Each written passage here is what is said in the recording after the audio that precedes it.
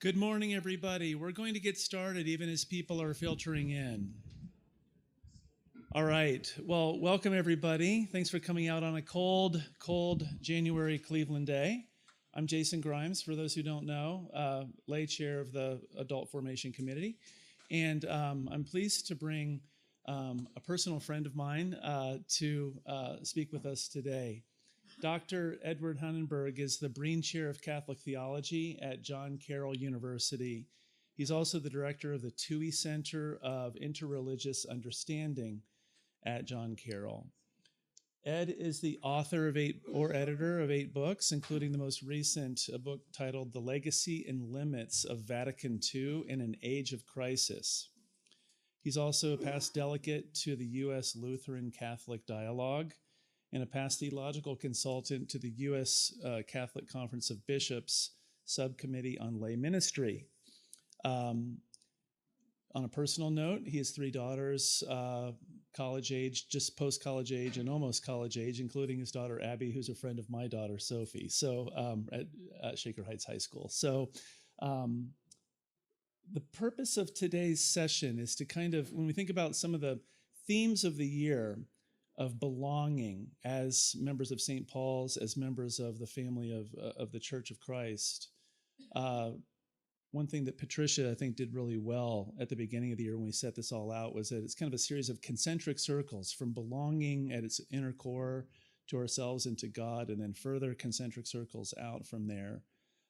Today's theme is on broadly, what it means to be a small c or large c Catholic Christian, and how Catholic small c or large c Christianity has interplayed with our Anglican or Episcopal tradition over the years, and certainly more recent things. So from there, hopefully Ed will hit on some of those things, but I know he'll be talking about other things around interreligious connection between the Anglican and Episcopal and the Roman Catholic traditions. But with that, I'm going to turn it over to Ed and take it from there. Thanks, Ed. Thank you very much, Jason, and Patricia, TJ, the whole staff, and all of you. It's a delight to be here. I'm honored to be asked. When Jason first approached me, kind of asked if I'd be interested in being part of your forum series. If I remember right, we were kicking around a couple of different dates, and eventually we sort of ended on today, which is sort of a kind of a grace, because today marks the beginning of the International Week of Prayer for Christian Unity, which is Patricia's nodding like, yeah, I had that planned all along. Exactly. It's a commemoration or a event that goes back to 1908. It was originally the Octave of Christian Unity, and it was launched as in kind of the sort of early years of the 20th century's ecumenical movement. This was a really sort of a worldwide effort to work towards greater unity among Christian denominations. Ecumenical, that word, if you go back to the Greek, literally means the whole wide world, like the whole inhabited world, the oikoumia. And so Catholics, I come out of a Catholic tradition myself, Catholics are familiar with talking about ecumenical councils. These are the kind of worldwide councils that have been celebrated over the course of history. But because the early instinct of these primarily Protestant and Anglican churches that were starting to get together and coordinate, they wanted to better coordinate their missionary activities around the world. And so that word kind of came to be associated with sort of these worldwide efforts towards Christian unity. So I want to kind of offer, just given kind of where I'm coming from, the sort of invitation that was extended, your kind of wonderful theme about belonging, to do, as Jason said, and to talk a little bit, reflect a little bit on what it means to belong to Christ Church from my own Catholic perspective. And I thought I would begin, seeing that we are the first day of the week of Prayer for Christian Unity, to invite us to begin in prayer. And I draw this prayer from from the Vatican's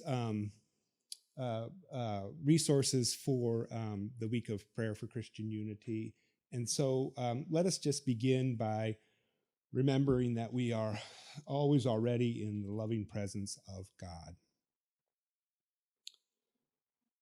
God of light, you have called us out of darkness into your light.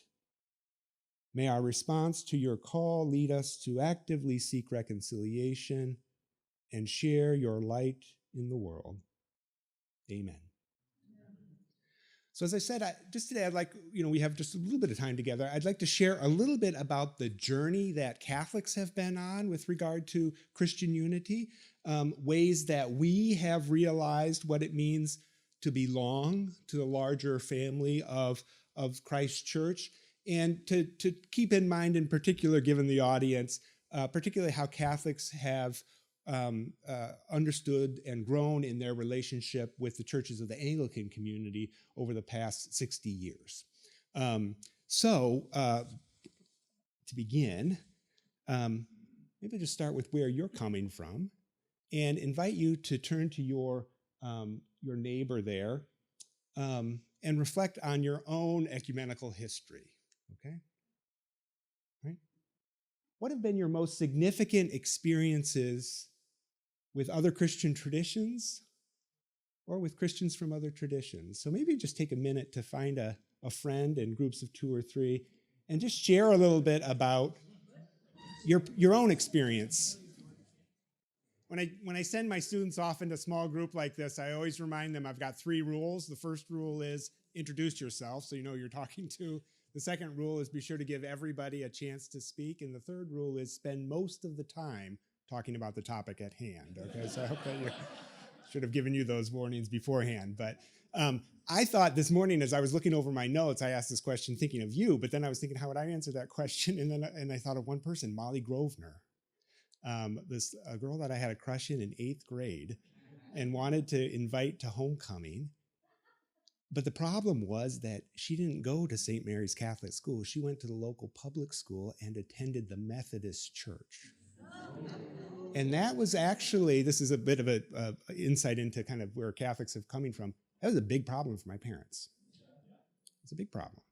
And I remember saying to them, like if this was the most obvious thing in the world, well, it's not like I'm going to marry a Methodist. Right? And so it was a glimpse into God's sense of humor that 5 years later, I fell in love with a Methodist who is now my wife, Julie. Life is kind of, I guess I've been living the ecumenical thing for a long, long time. 2 anniversaries, just to kind of get us started thinking about and placing it in kind of a long historical perspective.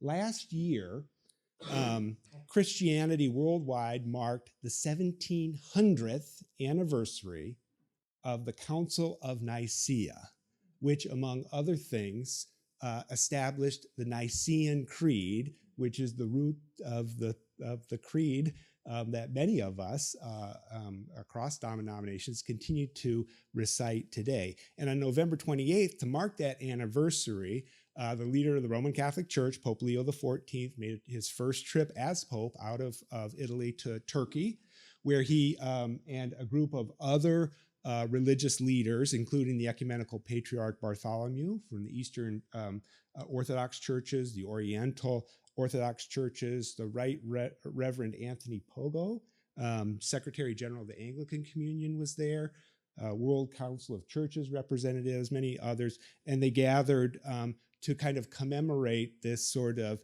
shared history of a creed that we all profess. And in preparation for that trip, Pope Leo issued a letter.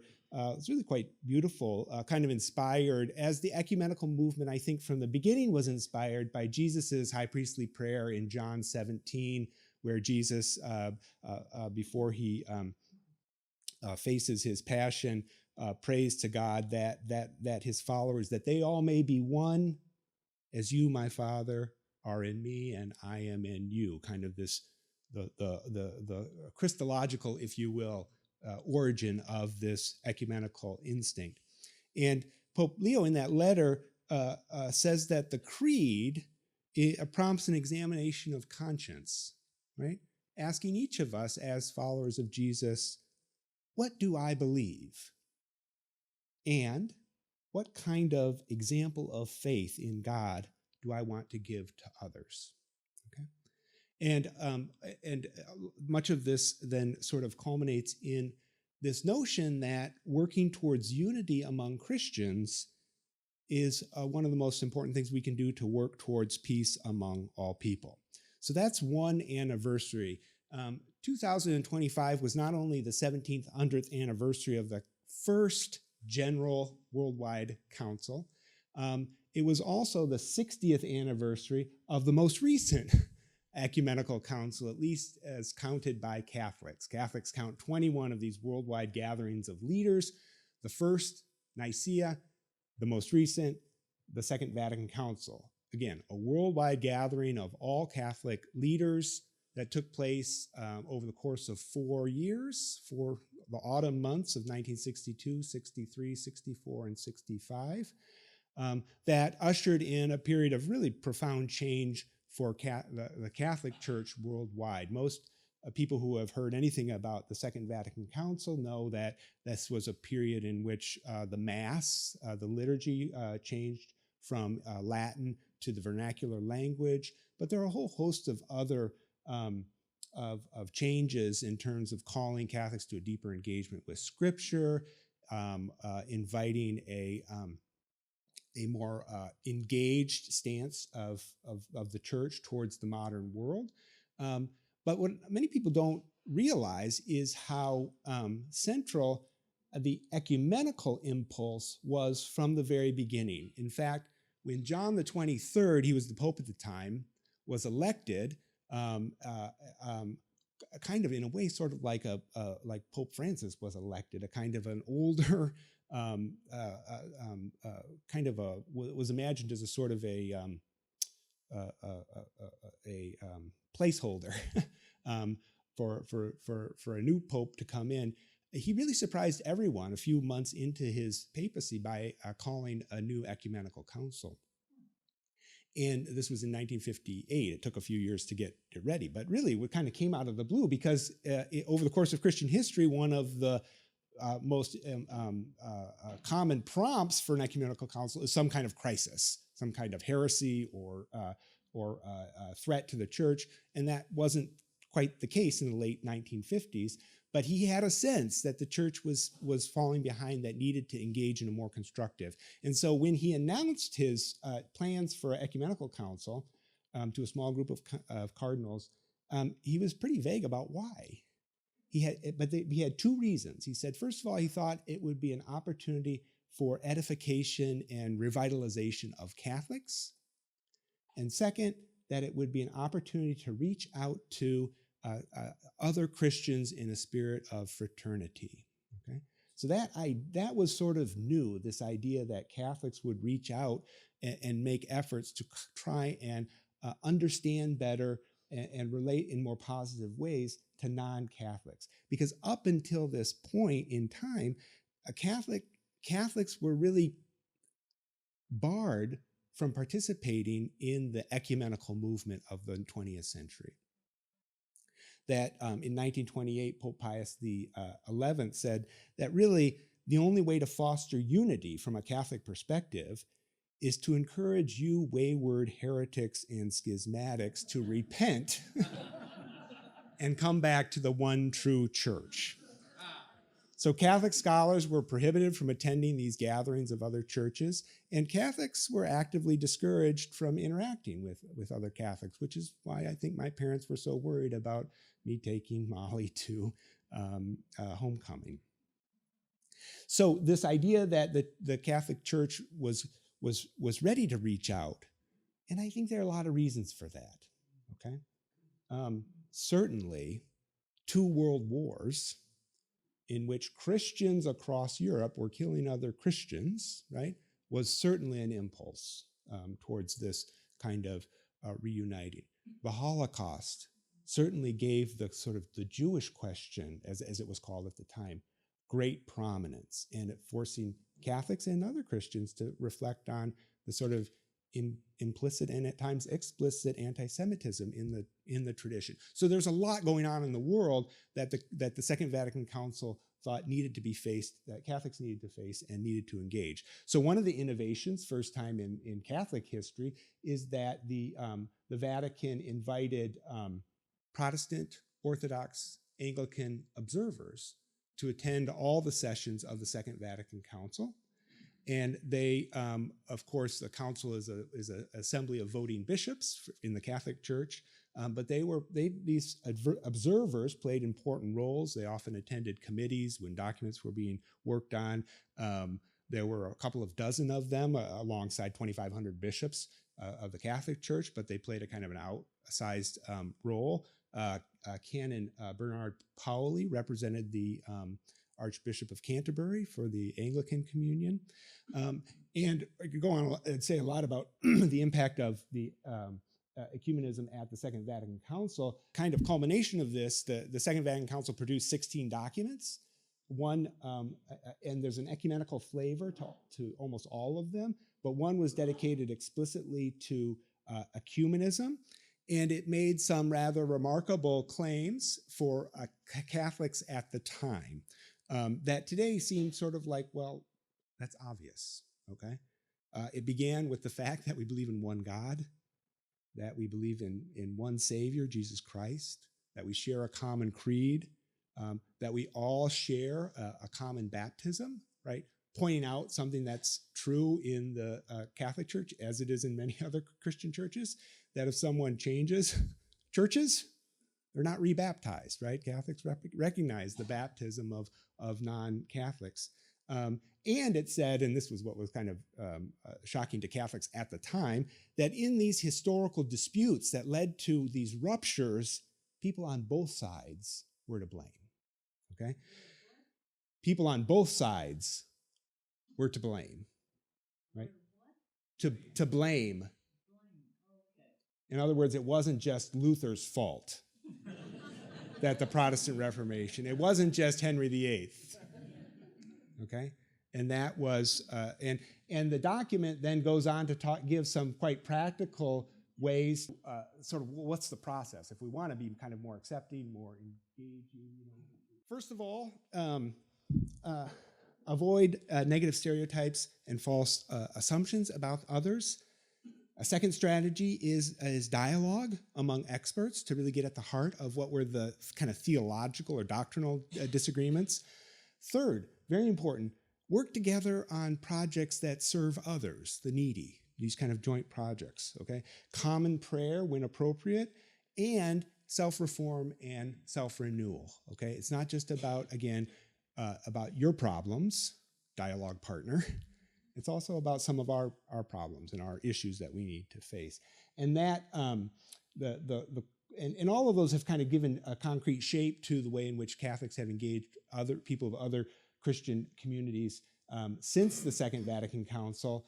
The dialogue among experts committed the Catholic Church to a quite ambitious program of formal theological dialogues trying to get at the root of some of these doctrinal disagreements among Christian churches.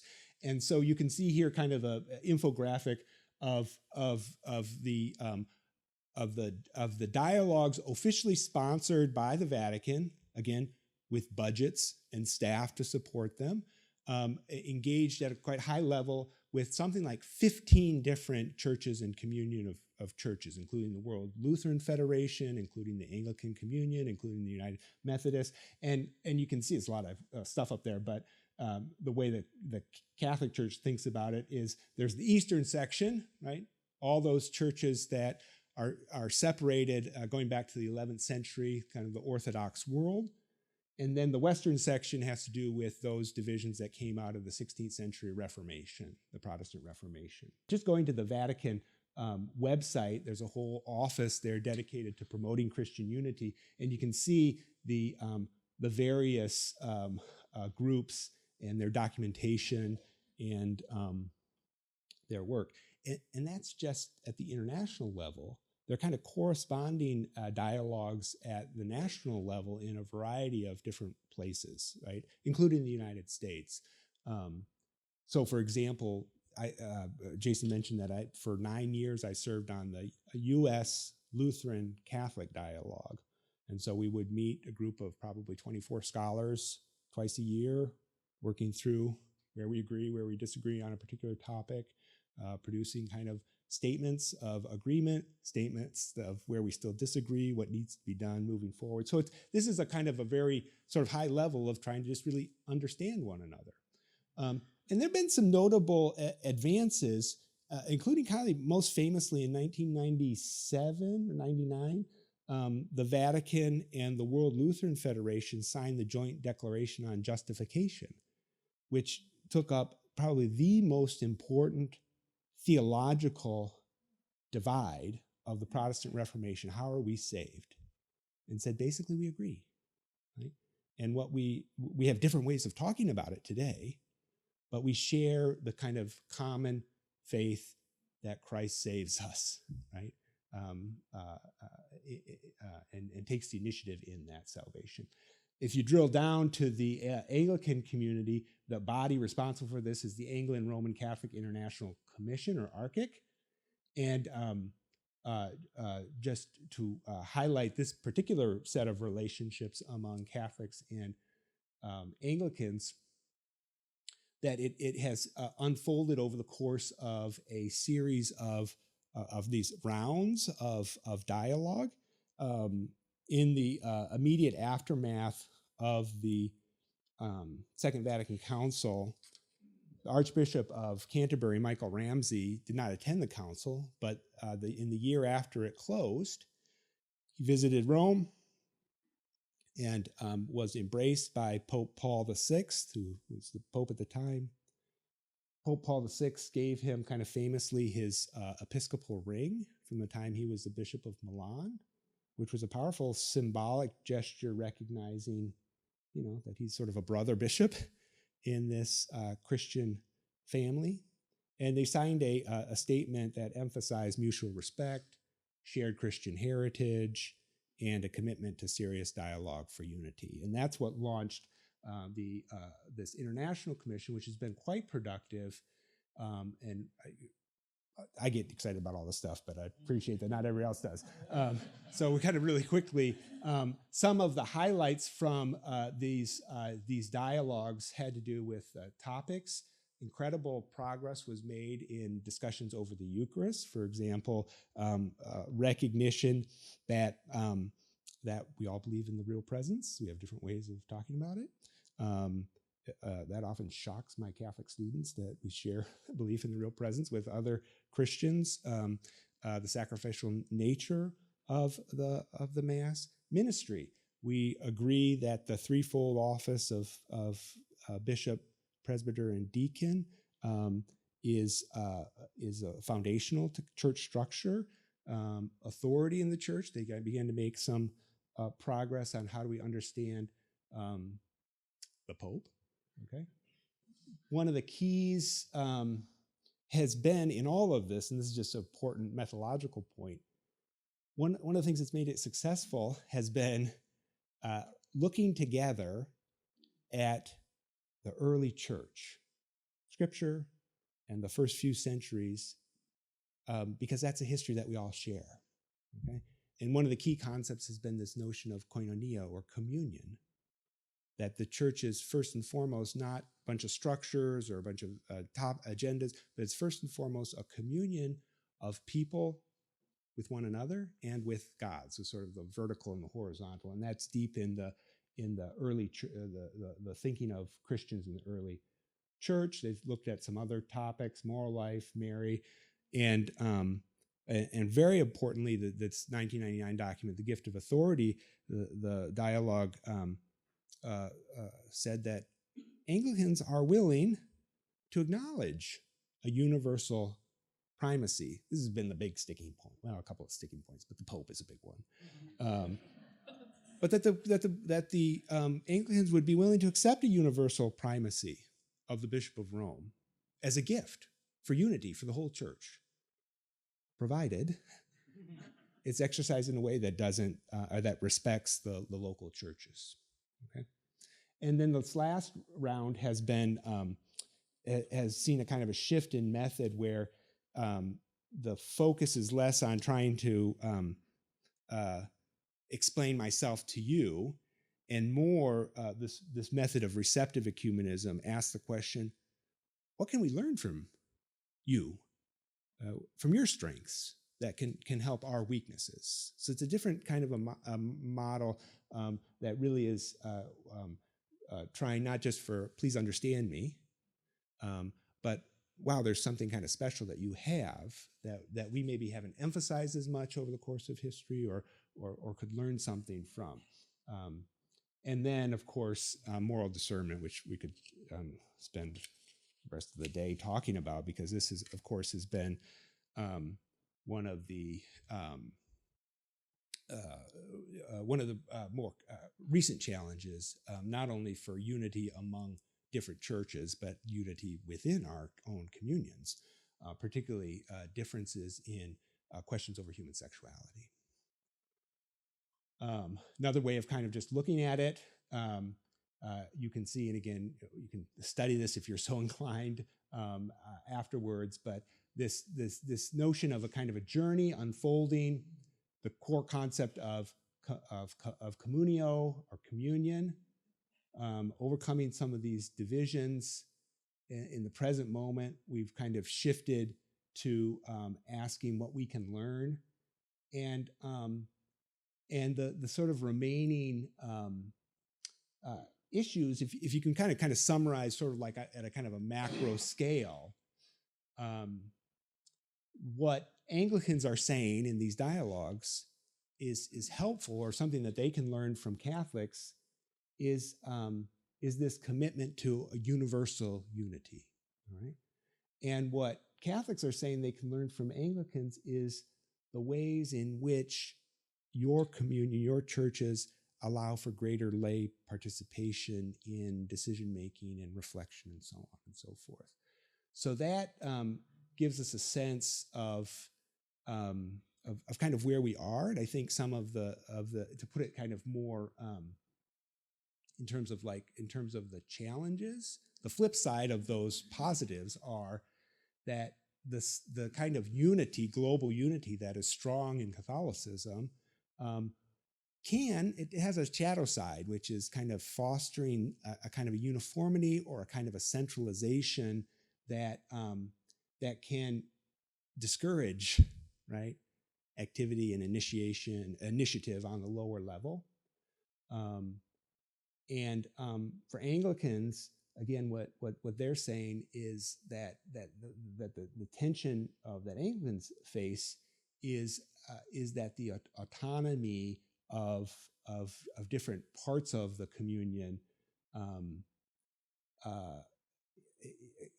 is more easily prone to kind of fissures or breaks, as we've kind of seen in recent years. So again, it's kind of should put this, the next time I do this, I'll flip those slides. This is the kind of the negative, and the positive is what we can learn from one another.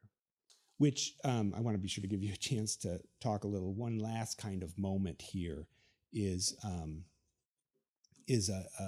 event that took place in 2024. The international, this alphabet soup that is the ecumenical world. The International Anglican Roman Catholic Commission on Unity and Mission, I want to say, which operates alongside ARCIC. But this was quite a wonderful sort of way of thinking about it, rather than just theologians getting together and talking about things, which is I love, but that's not the world most people live in. It's certainly not the world of the church. There was a summit in which leaders of the Anglican Communion and the Roman Catholic Church invited together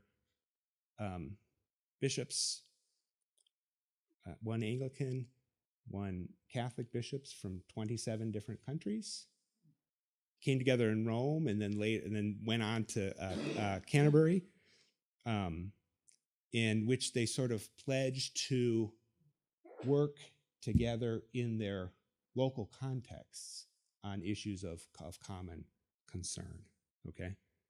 To do ministry together, walk together, pray together when we can, seek justice together, kind of a buddy system to sort of make some of this, try and make this come alive a little bit in the local churches. That's just some of the kind of highlights of the ways in which Catholics have come to understand their belonging to a larger Christian church. So we've got some time then for questions, comments, discussion. And I saw the winner for the first hand up goes to the far back. Yes. Thank you so much for coming to speak to us today and for sharing this very interesting overview of ecumenical relations.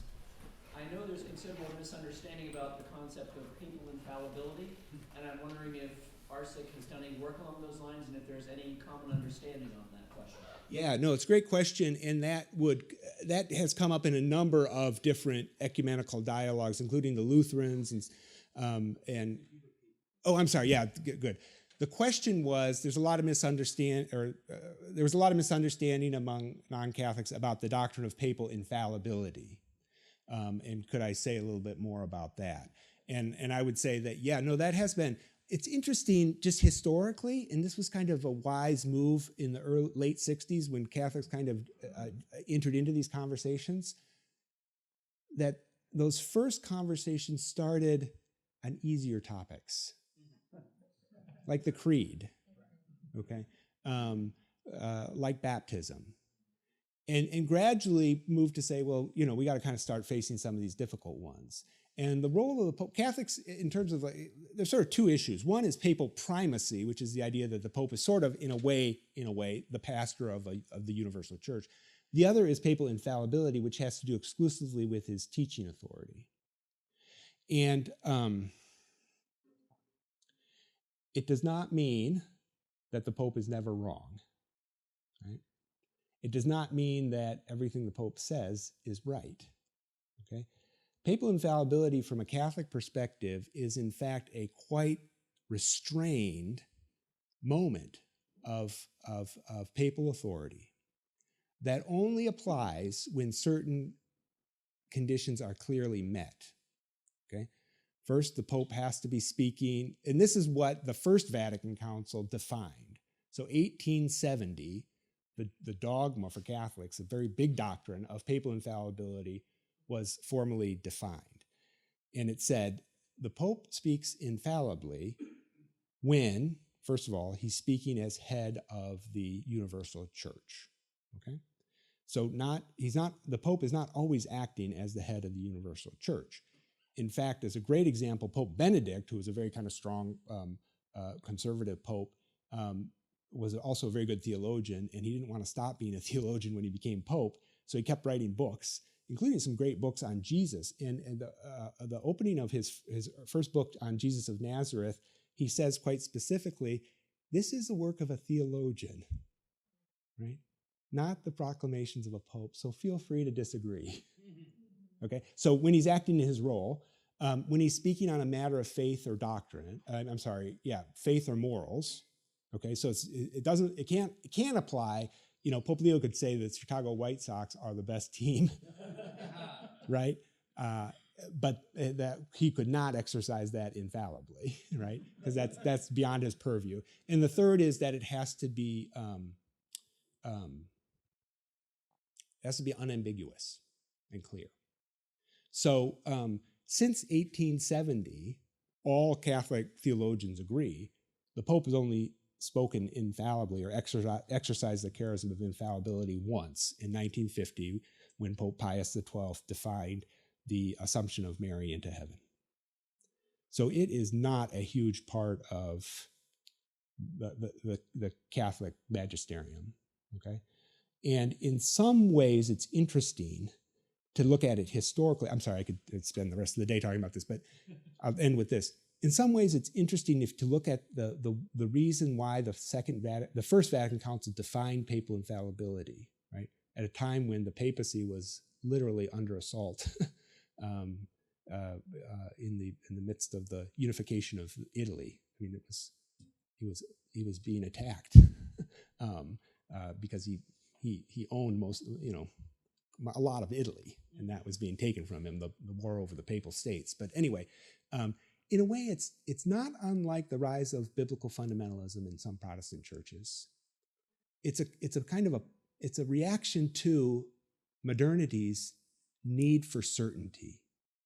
Okay, and so just like you have there's our kind of a fundamentalist sort of biblical interpretation. There's also a kind of fundamentalist sort of Catholic interpretation. So I could go on and on, but there are a couple other, yeah. And it's actually along the same line. And any good presentation brings up more questions. But at some point, I think it brought to my mind that the Anglican Church internationally has divisions. Yeah. Different, and so I just wondered if you would compare that. I'm aware of some divisions in the Catholic Church between countries and so forth. Could you speak to that issue that faces both? Yeah, no, and I think that's one thing that Catholicism has, simply because of its sort of modern emphasis on sort of universal unity, is that it keeps a lid on, if I can put it kind of crudely, it keeps a lid on that kind of diversity more powerfully. Pros and cons, right? And so there are certainly divisions. Catholicism is incredibly diverse. But we don't have the same kind of mechanism for allowing, and I'm not an expert on Anglican polity, but allowing kind of the different churches, like the Episcopal Church in the United States, a kind of a communion with that allows for more kind of diversity. I think we're trying to figure that out. Pope Francis had this synod, among many things going on, the synod in the Amazon, where there was a strong call from the people and the priests and the bishops to allow for married men. And that kind of raises a question. Well, if that's what's really needed there, could the Catholic Church allow that there, but not elsewhere? The Anglicans are used to that kind of a thing. I mean, you were ordaining women long before the Church of England was ordaining women. So yeah, there are divisions. The really kind of sad thing that you see right now is that those intra-Catholic divisions are strongest in the United States. And they are driven by, I think, our broader cultural, political polarization more than anything. And that cuts across the ethical, it informs the way we're looking at ethical issues and so on and so forth. It's really kind of unsettling how especially online. I mean, it's a little different at the local level, as you know, right? Okay, I have lost track of whose hand went up first or whatever, but.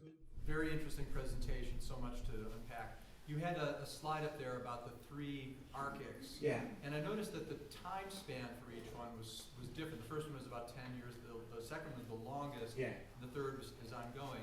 Is there, in the commission, is there a specific goal that needs to be met for it to end, or how does that end? That's a good question. I mean, I can speak from my personal experience with the local U.S. Lutheran Catholic, is that I was asked if I would participate for a term of 5 years. And it was round 12 of the U.S. Lutheran Catholic Dialogue, and the bishops on both sides had decided on the topic, which was actually teaching authority. How is it that we teach in our different communities? Well, that lasted 9 years because of, just we weren't quite ready to start writing, members left. So there's a bit of kind of flexibility built in. My understanding of the Archic rounds is that's the kind of, there's a relatively well-established group of scholars that make up Archic 1. I could be wrong on this, but I think that's the difference. And they were charged, and I would have to go back and look at the documents, charged with a certain set of issues. And they took up like the issues of Eucharist ministry and authority. Okay, and then when they kind of came to sort of a point where they said, yeah, I think we're ready to say where we agree, where we disagree, then we'll move on. Then there's a gap because they got to, further discussions, committee meeting, and doesn't get going off the ground. It depends on the chair and all the rest. So yeah, that's kind of how it's broken up. But the different phases have to do with kind of the group of scholars and bishops and so on that are working together. Yeah. There was a hand here. I don't know if it's still relevant. In the context of the papal fallibility, is there any thought or readdressing Leo the 13th's bull on the Anglican orders, or? Yeah, well, I said there are a couple of biggies. One is the Pope, the other is Anglican orders. And it's amazing to me how important it is for Catholicism in all of these ecumenical, how important orders is. And this notion that that churches are led by bishops in apostolic succession with those apostles at the beginning. That remains a kind of a sticking point with Lutherans. I mean, we agree on justification, but and I think that and the reason I'm bringing the Lutherans is because I think primarily out of that dialogue, I think carries over to the Anglican, is that part of it is sort of like, okay, the way it's been asked, and the reason that Leo the 13th said that Anglican orders are null and valid is that null and void. I'm sorry, thank you. Very, very important. Yeah, very good. Because it sort of came out of I don't mean to be dismissive, but it came out of a Catholic notion of like passing the baton. Like, the apostles laid their hands on, and they laid their hands on, and the historical judgment that was made was that, nope, there was too big of a break there, okay? This is not a problem for our relationship with the Orthodox. They've got, their orders are not void, right? But it's a big problem with the Protestant Reformation. So I would say that where the movement has been interesting, has been saying like, okay, we're talking about apostolic succession. What if we were to place that in the larger context of apostolicity? In other words, if we start talking not just about this passing of the baton, but situating how our churches are in continuity with the faith of the apostles. That kind of shifts it a little bit, okay? And Catholics we're not quite ready, right? That's one of the things we're still working on. But I find that a helpful way to think about it, because if you make, for example, the apostolic ministry of your bishops a function of the apostolicity of the church, rather than vice versa, it seems to me that we could overcome that. One more. Okay, yeah, please. How do you reconcile the movement towards ecumenism and the political action of the American Roman Catholic Church in terms of relative to women controlling their own body? Well, this is why the current, at the international and at the national level, and in some ways the Lutheran dialogue. I mean, one of the reasons we were tasked with looking at teaching authority was because the Lutherans were somewhat caught aghast in a way at the decision of their national body to recognize ministers in same-sex relationships. So yeah, these issues of human sexuality, abortion, is part of all of that. Is really very complicated. And one of the things, kind of like situating it in a broader context, is okay.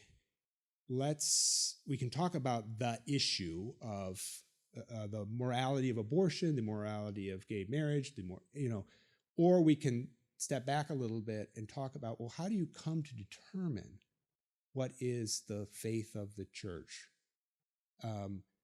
in responding to new developments, new understanding of human sexuality, new understandings, and that's an ecumenical issue. It's also an internal issue, right?